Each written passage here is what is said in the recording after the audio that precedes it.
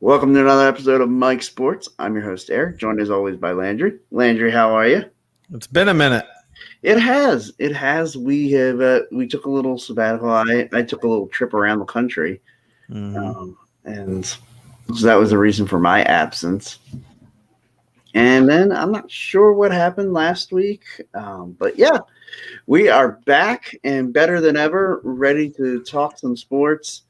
And I feel like I have to come out here and face the music on something that I was really dead wrong on. Now, nothing's happened yet, so no news to break on here, but I said on our last episode that I felt like there was a 90 to 95% chance that Aaron Rodgers would be staying in Green Bay and never hear that noise again in life. Yeah, hold on. Keep talking. I'm fixing that right now. Yeah. So, sorry, we had a little production issue that has carried over into the show, but that's okay. It's not a show in the Phillyverse if we don't have technical issues. So, but I said Aaron Rodgers, 95% chance he would stay. I am now going the complete other way on this. 95% chance he is not in Green Bay in September. I'd say, and I just wonder how the hell we got here, because Aaron Rodgers was the freaking MVP. And if you can't figure out how to work things out. I'm not getting any. MVP. Can you hear me? I can hear you just fine. Okay, I can't hear you. Keep talking. Let me work on my mic issues. Okay. Well, you know what? Maybe it's best that he can't hear me while I'm sitting here just saying all the things that he would say. And so I don't have to get it rubbed in my face that I was wrong about this. Yeah, I can hear you now. Just that far. Okay. Too late. Don't escape. Damn. Almost got my about face in there. So what made you at this point say, okay, maybe I was wrong on this? Just reading everything. I mean, the fact that he didn't show up to the mandatory camps. To me, I thought, you know what, sit out of optional camps all you want. And it's the first one he's ever missed, period.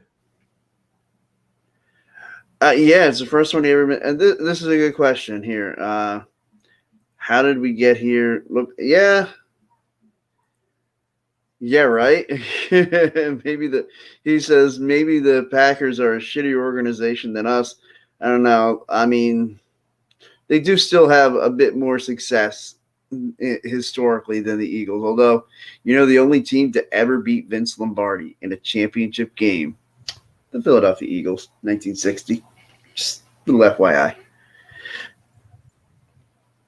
But yeah, the Green Bay Packers now appear to be running their, franchise quarterback right out of town.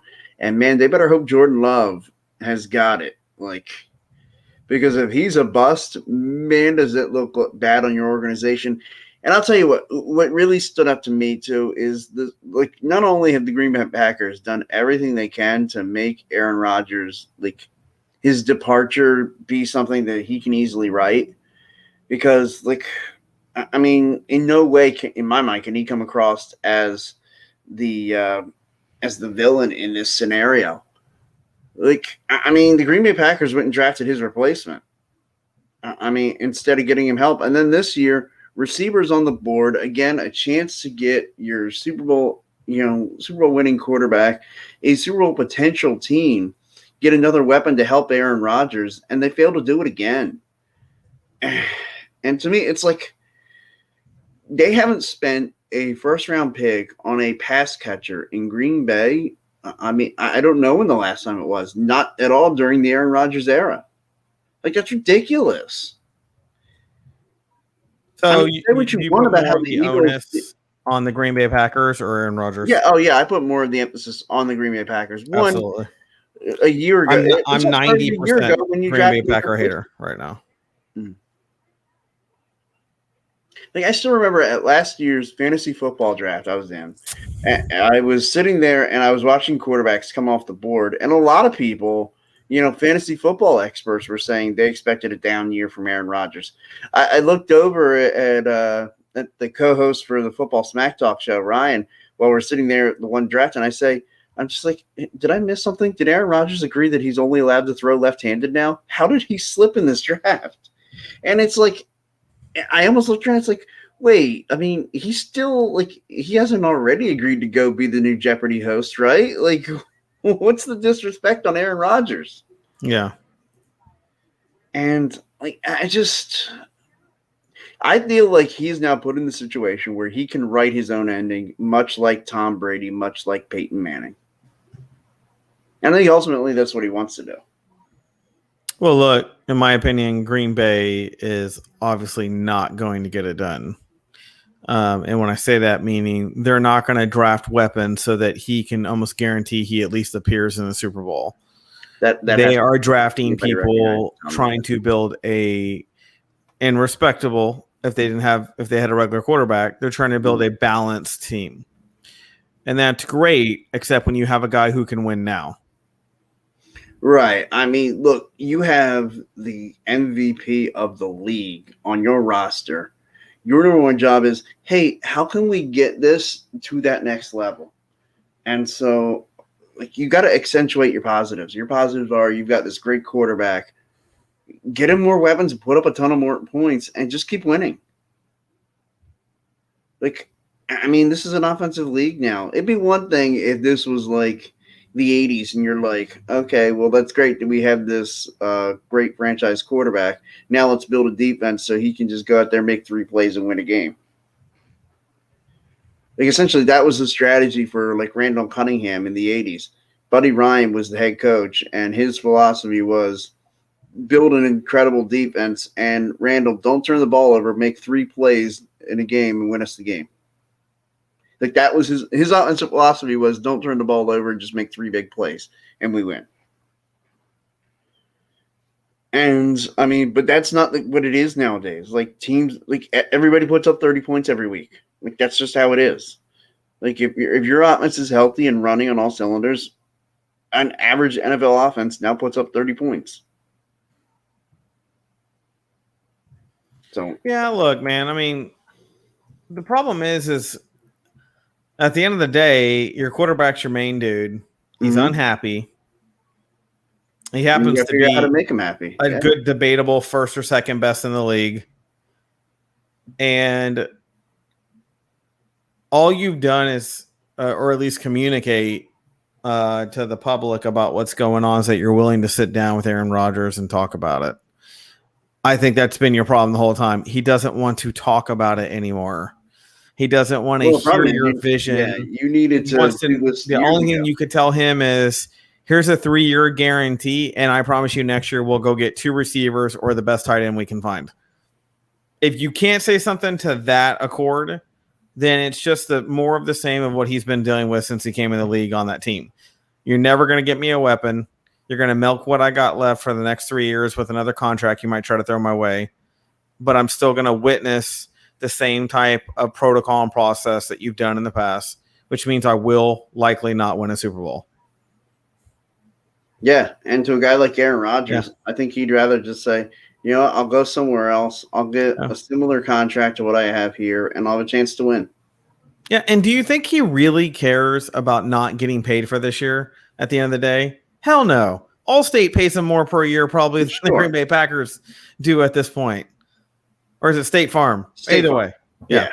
Either way, the point is that the dude's he's got no incentive to give in other than I want to play. But I mean, if it's going to continue to go this way, I don't see it. I told you this last time. I can't see this getting resolved at this point. You think he's traded and somebody gets him, or do you think he sits out? No, somebody will get him. I mean, I know a lot of teams will throw a lot of stuff to get Aaron Rodgers on their team, especially if they got a mediocre quarterback right now, which I'd say about 50% of teams do. So now, is it a team he'll go to? That's a different story. Yeah, and I definitely think it's a case of he wants to write his own ending. Like his attitude, though, like you know, I thought the Denver Broncos would be a good spot for him. Because of the Elway and whatnot. But if the rumors are true and Deshaun Watson's making a move to there, that's obviously a closed door.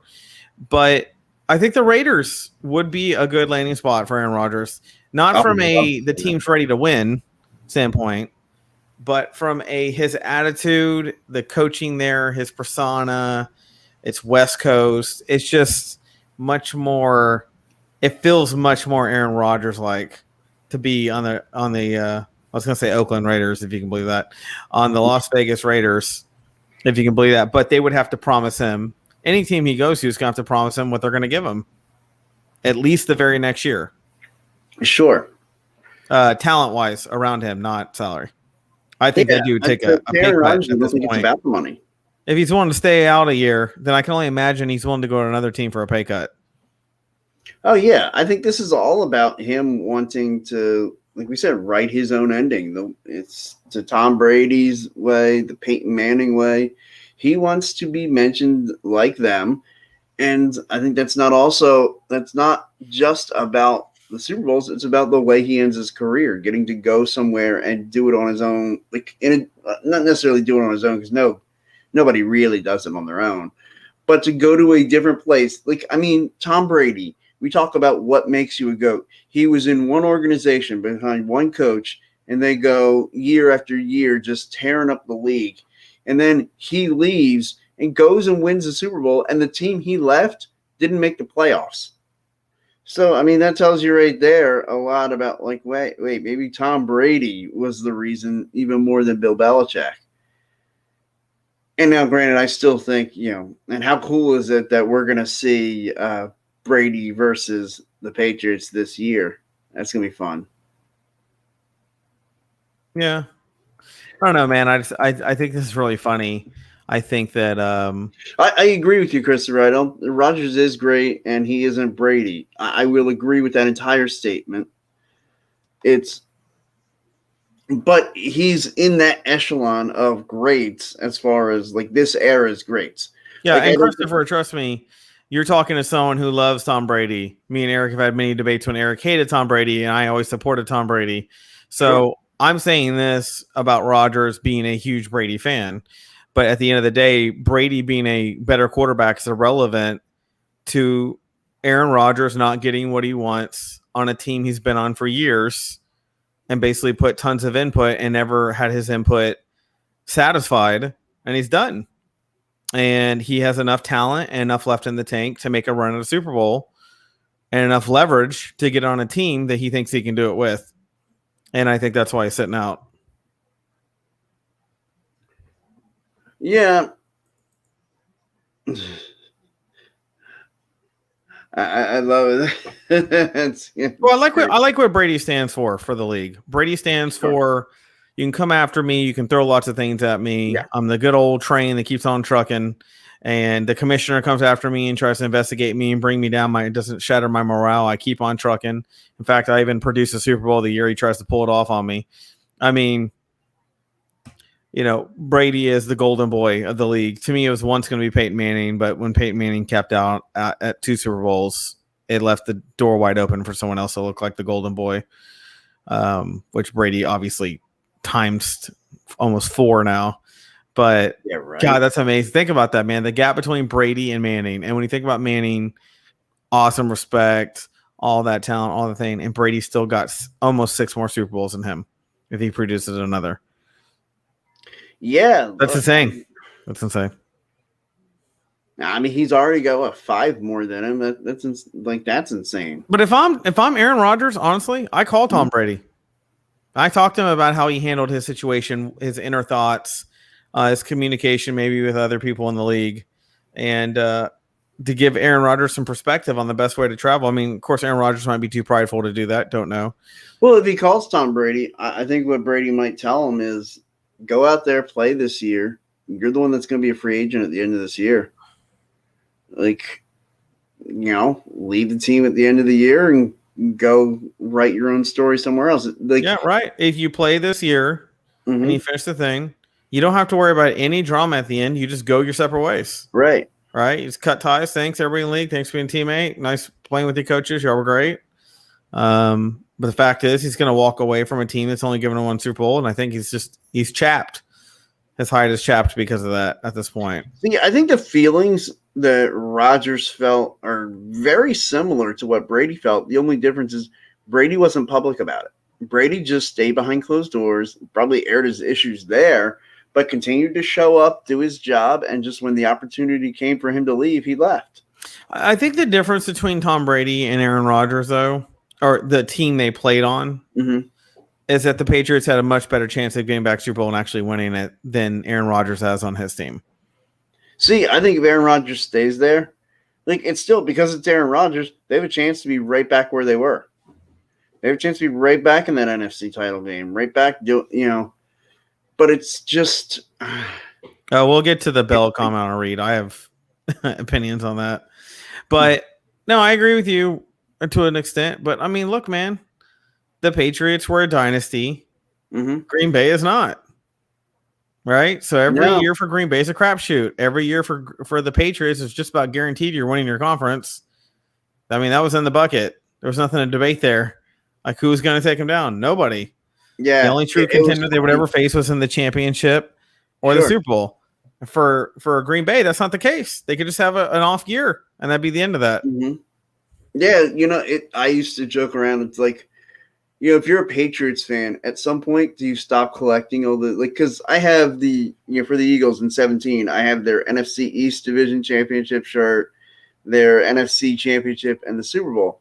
Like at some point, like if you're a Patriots fan, it's like, oh, the 2015 AFC East Championship shirt. Do you really even get that? Like, do you just say, I'll skip this year and I'll wait till we get? Yeah. Like who's wearing that division title shirt out in public or something? Like, to get a certain point, it's like they should have done Super Bowl one. Like around their third Super Bowl, they should have just produced a shirt that had like the next 10 years on it, just covered of AFC championships. Of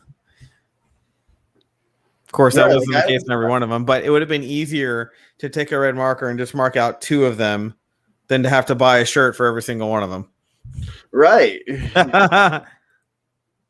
That's a good idea. Someone should make a shirt with all of them, but just red X's over the ones they didn't, just to show how dominant they were over the course of time. Yeah. Just look, we mass produced this shirt, just figuring it would come out every year. It's easier to take them off than it is to produce another shirt for each individual year. Great question. Yeah, we are discussing quarterbacks tonight, but I'll get into the to the comments by Le'Veon Bell. I guess he, clearly wasn't happy with not being used hardly at all by the Chiefs. I mean, it kind of felt like the Chiefs got him just so that nobody else could take him and use him against them. Yeah. And look, he doesn't want to play for Andy Reid. Here's the beautiful thing, dude. You don't have to sign for an Andy Reid team. I don't understand. Why make that public? Like, why come out with that? Like, just go sign somewhere else. Yeah, let me point to a bigger symptom here. He comes from the dismantled and the misunified Steelers team of super divas that haunted that team, and he's just a piece of that leaks his divaness out from time to time. He didn't get things as much as he wanted when he went to the Jets. Although he got himself, on a team that's Super Bowl bound by going to Kansas City, he's still not a unit guy at the end of the day. He's an him guy.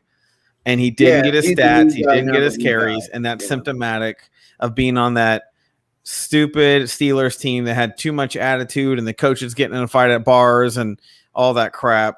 And to me, he's just a byproduct of that system. And it came out when he went to a team that was unified. Completely agree. I completely agree with all of that. He's a guy, it's like he doesn't – certain guys are just winners. Like you talked about all the division championships, conference championships, and Super Bowls with Tom Brady.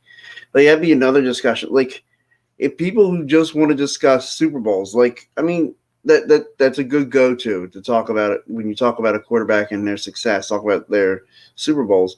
But, man, talk about the division titles, the conference championships.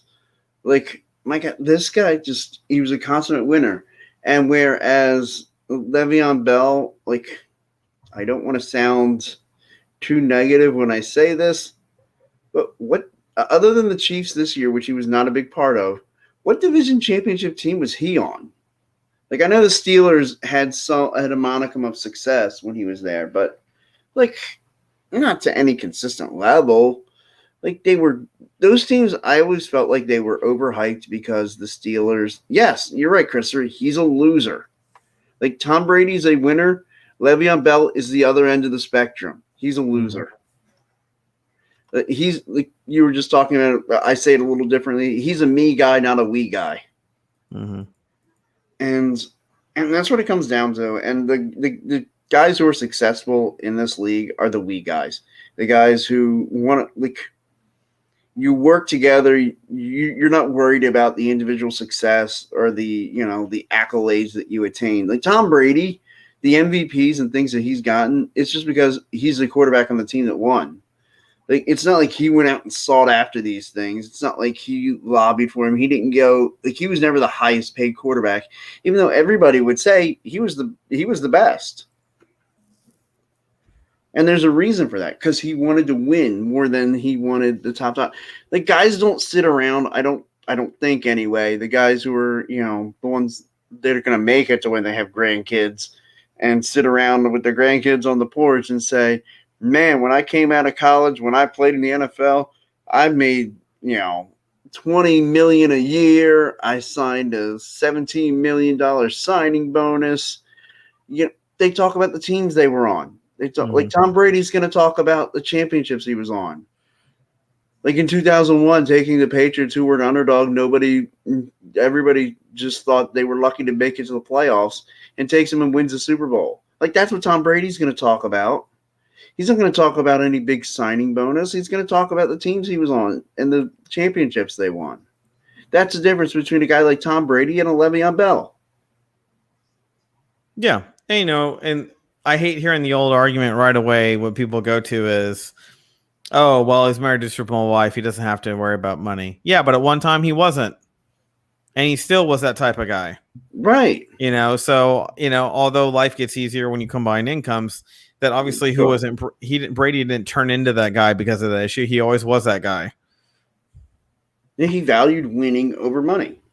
A lot of people say money changes you or power changes you. I was like, no, it just makes you more of who you really always were.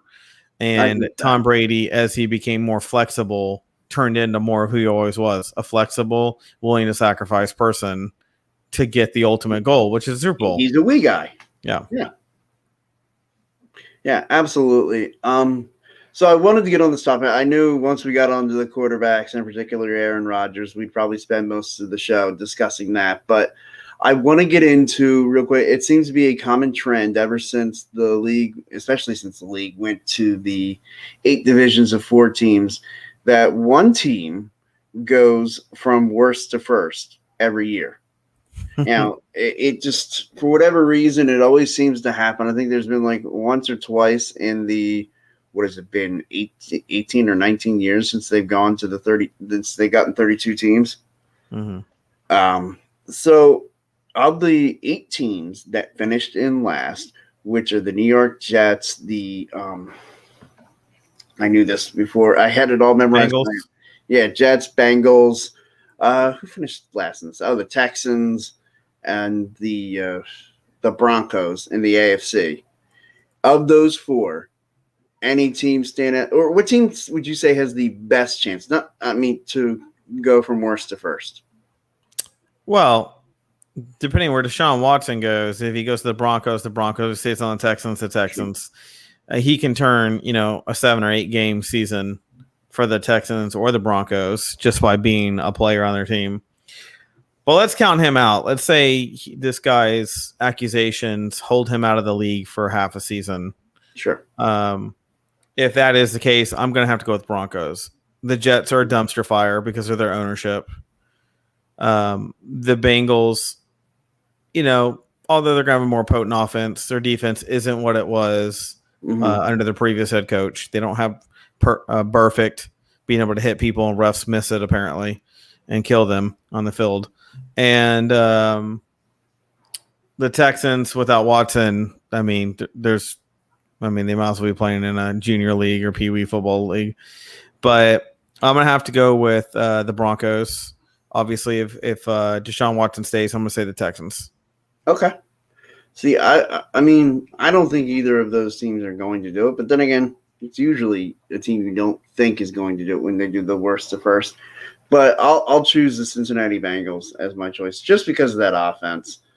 Joe Burrow and Jamar Chase being reunited, I think that's going to help them a lot in Cincinnati. As long as Burrow's healthy. Joe Burrow doesn't take him. If Joe Burrow takes a major injury again this year, yeah, he's now Carson Wentz, and he's toast. See, I'm glad you brought that up because I was going to say after, because then everybody's rushed to judgment because I know they all rushed to judge Carson Wentz. He got one injury and it was, oh, he can't stay healthy. I was wondering when the first person was going to say the same thing about Joe Burrow. Like, oh, he couldn't stay healthy. He had 1 year. Like, can we give him a chance to get adjusted to the NFL before we decide he's injury prone? Yeah, I'll give anybody 1 year to recover from a major injury and not get another major injury. Okay. But if you get another major injury, I'm going to have to start saying you're a great player. You're just not going to be here very long. Even if you want to be, you're one of those. Hey, look, and to people's credit on the Cowboys, Tony Romo became very injury prone at a certain point in his career. And then it was collarbone, back, one thing after another. And even he had to admit and hang it up. It wasn't that his age. I'd say Chris drives you were on fire tonight. That was a good game. You were on fire tonight, Chris. Appreciate all the support here. One of our great contributors. He's a good guy. Big part of Phillyverse. Well, Eric says he's a good guy. I heard a lot of rumors about him. I'm not sure how I feel about him. I'm still about me or him? Yeah. Down here in Texas, I heard that he helped a homeless guy, but by the time I got down here, I heard that he beat him up, took the homeless guy's wallet, and then ran him over with his car, laughed while smoking a cigarette, and drove off. So things change by the time I received them. You know what? I got to clear some Both stuff up stories seem believable. about Christopher down here. Seem believable. Yeah. All right. So okay, I'll move. Let's move on to the NFC. Obviously, the Eagles are the only clear choice as the worst to first team. But just in case you want to talk about some of the other ones, we can talk about the Detroit Lions. Who's the NFC South last place team? Did you just say Detroit Lions? I know, right? The Atlanta Falcons. Taking them to the promised land. I will say this. How about this is a good topic. Yeah. And I was talking about it with someone at a coffee shop the other day. Who do you think is the greatest threat to the Kansas City Chiefs? And who do you think is the greatest threat to the Buccaneers? Oh, I like that. Yeah. I like that. Well, you know who I'm going to say is the greatest threat to the Kansas City Chiefs. The Buffalo Bills, baby. Bills Mafia, stand up. Yeah, I'm gonna have to agree with that. I'm gonna have to agree with that. You got me on the bandwagon. They're the ones who I don't even think if they got to the Super Bowl, I don't even think they'd win it. But if anybody's gonna knock Kansas City off, it's going to be them. Well, I mean, the Bills, they can't win this. I will say this. Who's your runner-up? Who's your runner-up behind the Bills? Okay. I'll take the Cleveland Browns. I would too. That's what I was going to say. That's what made me think. I go, what? If Buffalo just flopped it up, I think the dog pound Browns could bring the heat. All right, NFC. NFC, as far as the team that's going to compete for, it depends on Aaron Rodgers. Yeah. I mean, if Rodgers stays, I think the Pack. If he's gone, who I love a ton, and you're gonna laugh at this. Let me laugh real quick. Hold on. All right, go. Dude, don't sleep on the San Francisco 49ers. That's my pick. Dude, it's like my third year in a row. I keep saying my dark horse every year is the San Francisco 49ers.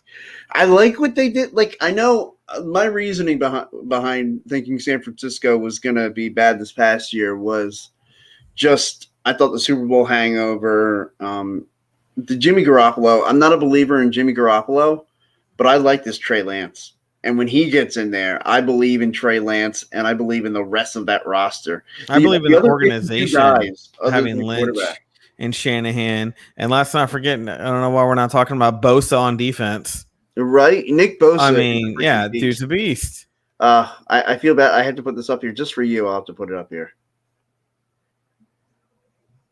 I'm assuming as a team that could compete in the NFC. I totally disagree with it. Jimmy G stinks. I think Jimmy G is a solid quarterback in this league. I think to me, he needs to be in a Patriot-like system.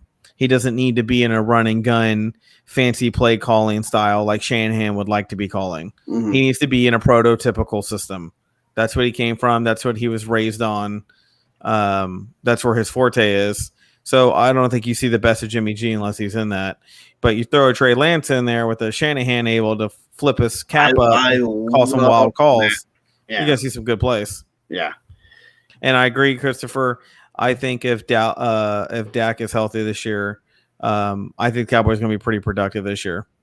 And here's his AFC pick. He's going Indy. Yeah, I mean, I like Indianapolis, and especially now that they've got a really good quarterback in Carson Wentz. I'm gonna throw some support behind the Colts. I feel like the Eagles and Colts have tried to be they've tried to build off of each other. A lot of Eagles going to the Colts, Colts going to the Eagles. You talk. Yeah. So I do like Indianapolis a lot. As far as last place team, to go back to the topic I was talking about, last place team that we could contend this year, the San Francisco 49ers. We just chose them as our dark horse team in the NFC. I think Green Bay and Kansas City are the greatest threats to the Bucs. Yeah. Well, like you said, Green Bay, if Aaron Rodgers stays there, I'll take it. Yeah. I do think that this year the Cowboys will make the playoffs, but I don't see them gelled up completely and ready to take on someone like the Packers with Rodgers. Mm-hmm. If the Packers aren't with Rodgers, then I could see a battle between the Niners and the Cowboys. I'll tell you another team that I really like from the NFC, and I was on them a little bit last year, and I said I might be a year early on the Arizona Cardinals. Oh my God. I can't get with you on the. I feel like this is like the third year. You're like, man, I think the Cardinals got it this year. I can't pick Cardinals. It's like when you kept going for the Chargers in the AFC. You're killing me. Dude, I'm telling you, Chargers, they're a team, man. You're killing me, dude. If somebody from their division is going to contend with the Kansas City Chiefs, the LA Chargers, you watch it. Okay. Look, you already know I think their quarterback's a stud and can play. Oh, yeah, Justin Herbert's but I think the organization sucks, so it doesn't matter. Well, that's the thing. I think this could be a year where they go on a run. I'm not saying win the Super Bowl, but I think they could knock out the Chiefs and be like the team that keeps them from going to the Super Bowl. Hey, look, here's the good news. When they lose to the Bills in the AFC. Here's the bad news and the good news. Yeah. The good news for the Bucs is last year they played in a park with receivers trying to see their chemistry and whatnot. In a COVID year, they got cited because they weren't even supposed to be trying to get the receivers and quarterbacks together because of COVID. And they still pulled off a Super Bowl with a little bit of chemistry build on that offseason. This year, they had a whole year to build it up and bring all their players back. So they're going to be even better, in my opinion. The Chiefs, on the other hand, now have been exposed on how to beat them. To me, and they aren't as good as they were last year. In my opinion. Have your offensive line be decimated. Like the Bucs, like what are you going to do? There's not more film, on them to see how good they are. It's they're more gelled than they were last year, which makes them even worse to deal with. To me, defensively, offensively, it's always the story with Tom Brady. If you get him off his spot, you make him throw on the run, you're going to have a better chance. The problem is he's so good at being patient in the pocket and getting the ball out, avoiding the big hit, that you don't get to him. Or, the flip side is their defense is probably going to be even better. Oh, this comment's too good for me to not put up here. Now, I know you don't know who that is. Who the hell is Brett Brown? He was the old Sixers coach who, before Doc Rivers this year, which, by the way, we're about to check out of here because anybody in Philadelphia who's a Sixers on tonight, going to be watching the Sixers tonight. I know down there in Texas, you guys, especially in Houston, you guys have forgotten what NBA playoffs are. Yeah, we don't even know what that looks like anymore. Everybody abandoned us. Yeah, our team. I mean, have you seen our jerseys, our new jerseys? No, I've not. Yeah, they don't even have our team colors on them. That's how far we abandoned our team. They're like baby blue and white. It was bad when the beer vendor said he was leaving Houston. He wanted out. Yeah, and they did a press conference for him and everything. He said, "Look, I've been offered over $50 more a month on this other team in this other stadium, and Oh, Chris, for believe my me, I've been retirement, and my trying to family, there's educate no this way I guy can on pass that up." basketball. Yeah. He doesn't like basketball. He keeps asking me, when do they hit each other? And Did I stop watching the Spurs when the coach started talking about Trump? I didn't know what the Spurs do anymore. Yeah. Although I did like Tim Duncan's Hall of Fame speech with his dreads to one side of his head. That was different. That was different. But yeah, I'm gonna have to go. I'm gonna have to go Niners, man. And my runner up is gonna be the Cowboys. Okay. I can't see. I don't know, man. You know me. I've been doubting Rodgers coming back to the pack for like four. Well, we've had a gap in our shows, so I'm gonna say 2 months. I've been doubting Rodgers' return to the pack. Yeah, It's and some like I burnt said, sports truth right I now finally going on. faced the music tonight and accepted that I don't think Aaron Rodgers is coming back. Yeah, and I mean, I am excited to see him go to another team and just shake up the league a little bit. I'm all for shaking up the league and just Yeah. having fun. It's going to be interesting. I mean, who the hell? Think about it. Who the hell really wants everything to be the same as it was last year when the new season starts? Dude, you know what would be pretty cool? Nobody. Aaron Rodgers to the New Orleans Saints. That would be sick. Right? Yeah, they would easily be the NFC versus the Bucks front runners. Yeah, I mean, and they play each other twice. That'd be awesome. Or hey, what if Rodgers could go to any team besides our teams? Right. Where So, do you okay, think? Eagles are What off. do you think is the best fit for him? Period. I mean, I honestly think Denver is. Yeah, I think so too. If I'm them, I would look at. I think Elway should think about Rodgers like he did about Manning when he brought Manning. Get a couple of Super Bowls. You're not bringing him he's out. to be their quarterback for the next 10 years. You're talking 2 to 3 years max. Yeah, I say 4 years. Mm-hmm. I think Rodgers plays for another 4 years. I think he can win 2 Super Bowls in those 4 years. Yeah, I agree. And if Why I'm not? Denver, he like in my mind, I just know what Aaron Rodgers is normally. Imagine Aaron Rodgers extra motivated now. Like I do think he's going to win 2 Super Bowls in the next 4 years. If I'm the Denver Broncos, I'm thinking, well, I mean, I'd like to win 2 Super Bowls in the next 4 years. Let's bring him in. Yeah, which brings us to: do we think Brady will hang around the league after another Super Bowl? I think he wants 8. I think at 8 he's done. Personally, I think that's his, Me, I'm almost convinced now that it's not so much that in the undefeated season. Like, I don't think it's so much that he wants to achieve. I think he looks at it as long as I can keep doing this and be the best at it, then why am I not going to keep doing it? I think he's looking for that guy to come along and topple him. And I think he's chasing an undefeated season. I think he's waiting to get chased out of the league. Like, I think he's basically saying to himself, "What haven't I done? Where is my name not going to be mentioned? Or where's it going to be going? Dude, you were so close, but you couldn't get it done." And that's going to be an undefeated season. Or he could just be, as Chris has said, Brady could be 47 and still doing this shit. Hey, I hope so. I love Brady, man. I hope this dude haunts teams for until I die. I hope I'm 97. I'm in the hospital with my family and look on the TV, and Brady gets Tom hit, Brady and bones drunk and dust fly everywhere, but he throws a TD to win a Super Bowl. Yeah, I'm a Brady fan. All right. Yeah, I've noticed. All right, everybody, we're going to check on out of here. So check us out next time. We'll get into some more stuff. Maybe we'll have some fun, do a little off-topic stuff. But Or hey, maybe we'll bring Justin in next time. Yeah, we'll do a three-way. Definitely, we should bring Justin. We'll bring another dude in. Yeah. So yeah, and this is gonna be how we go out tonight. Let's go Sixers. All right. I got a vomit bucket. Everybody have a great night.